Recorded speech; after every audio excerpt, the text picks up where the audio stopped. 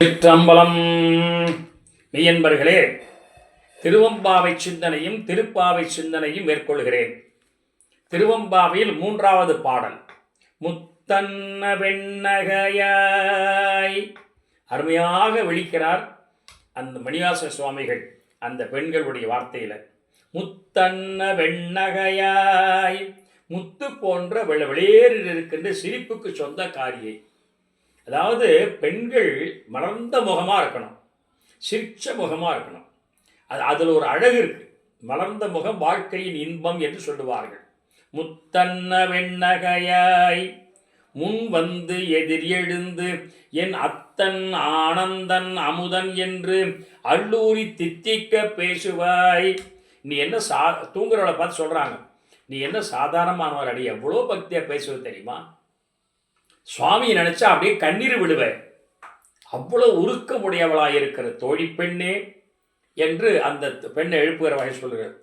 என் அத்தன் என் தந்தை, ஆனந்தன் என் உயிருக்கு ஆனந்தத்தை தரக்கூடிய பரமானந்த சொரூபி, அமுதன் அமுதமாக எனக்கு எல்லாம் தருபவன் என்று அள்ளூரின்னா உள்ளுக்குள் அப்படியே உயிரோட்டமாக தித்திக்க பேசுவாய்.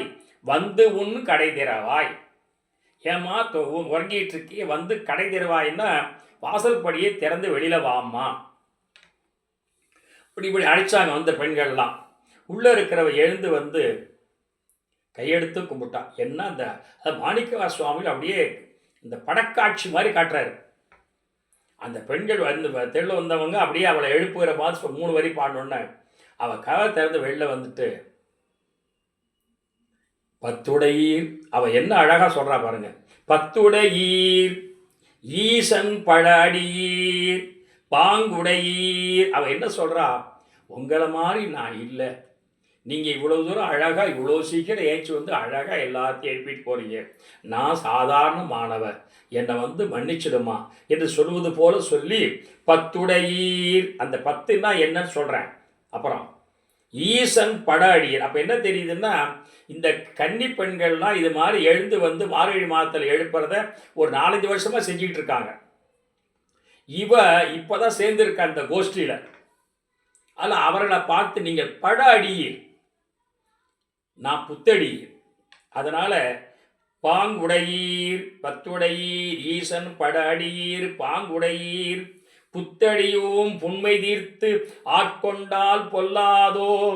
நான் புத்தடியவள், நான் இப்போ இந்த வருஷம்தான் மார்கழி மாதத்தில் இந்த நோன்பு சேர்த்துருக்கிறம்மா, என்னை குறை சொல்லாதீங்கடி. புத்தடியும் புண்மை தீர்த்திட்ட இருக்கிற குற்றத்தை தீர்த்து ஆட்கொண்டால் பொல்லாதோ. உடனே அந்த பெண்கள்லாம் வான்னு ஆட்சிட்டு, எத்தோனின் அன்புடைமை எல்லோம் அறியோமோ என்று வருத்தப்படாதடி.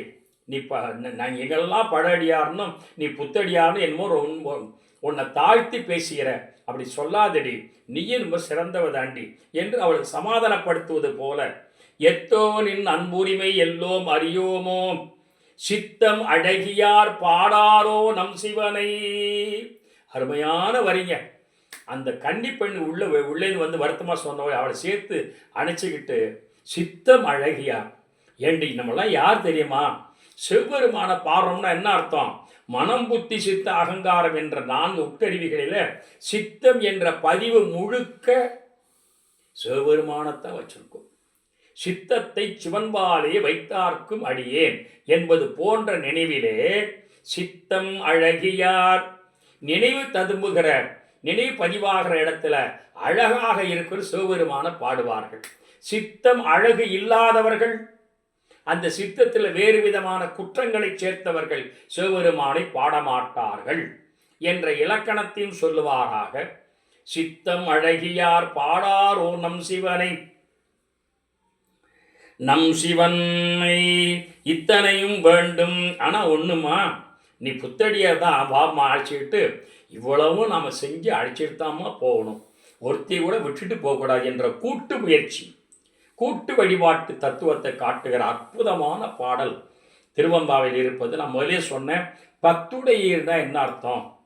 பற்றுடையீர் இரு போடலை, 10 இத்து போட்டிருக்கு. பக்தி உடையீர்னா பானா போட்டு இக்கனா போட்டு தீ போடணும். அதில் பானா போட்டு இத்தனை போட்டு தீ போடணும். இங்கே 10 உடையீர்னா 10 என்ற நம்பரை குறிக்குது. என்ன அடியார்களுக்கு என்ன 10ன்னா அருமையாக உரையில் எழுதியிருக்கிறாங்க.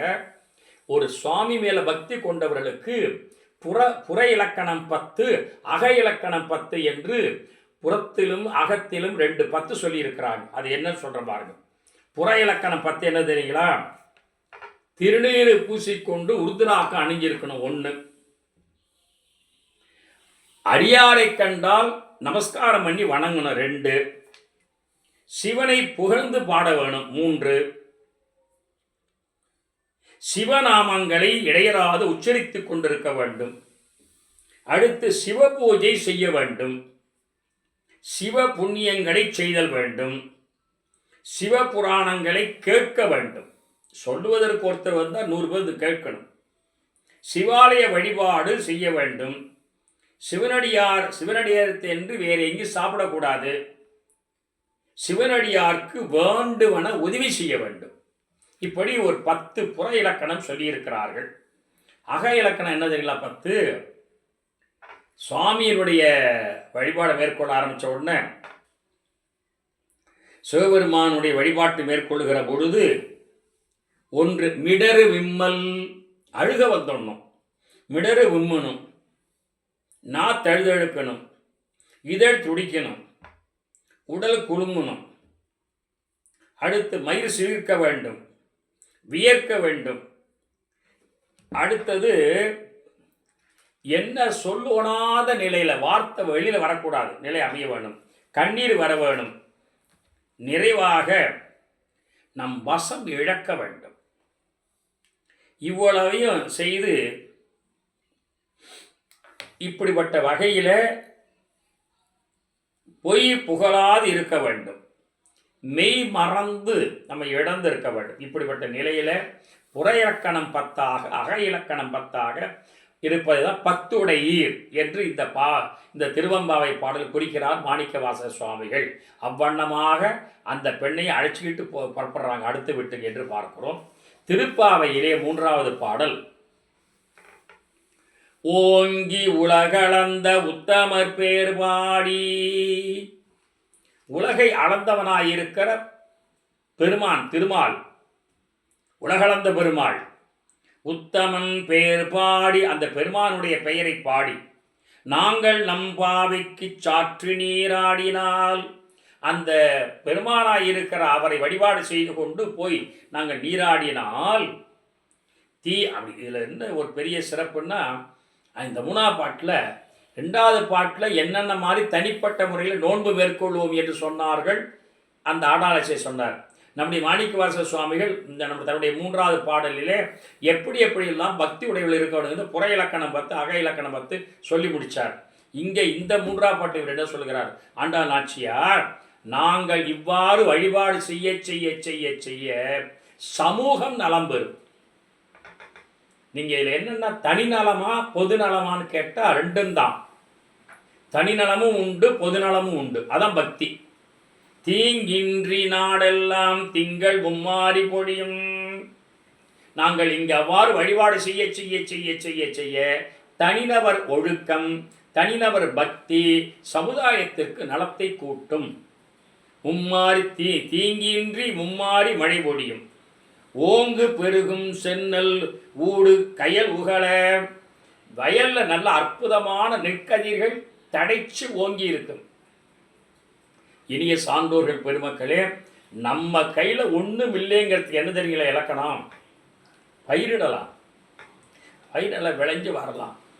அந்த அறுவடை செய்யும்போது மழை பொழியாமல் அந்த பயிரெல்லாம் அப்படி சாஞ்சி வீணாயிடாமல் அந்த தண்ணீர் பதத்தோடு அற்புதமாக அந்த நெல்லை அறுத்து மூட்டை மூட்டையாக கட்டி பத்திரமாக வீட்டுக்கு எடுத்துகிட்டு போகிறதோ விலைக்கு கொடுக்கறதோ அமையணும்னா பரமேஸ்வரன் மழை பொழியாமல் இருக்கும். கெடுப்பதும் கெட்டார்க்கு சார்வாய் மற்ற அங்கே எடுப்பதும் எல்லாம் மழை என்று வள்ளுவர் பேராசிரியர் சொன்னது போல சுவாமி தான் காப்பாற்றணும். அந்த வகையில் இந்த பெண்களெல்லாம் நோன்பு நோர்க்க நோர்க்க நோர்க்க அருமையான வயலில் நெல் விளைச்சல் நடக்கும். அதில் கயல் மீன்கள் துள்ளி ஓடும். பூங்குவளைக்கு போதில் பொறிவண்டு கண்படுக்கும். ரொம்ப அருமையான செய்தி.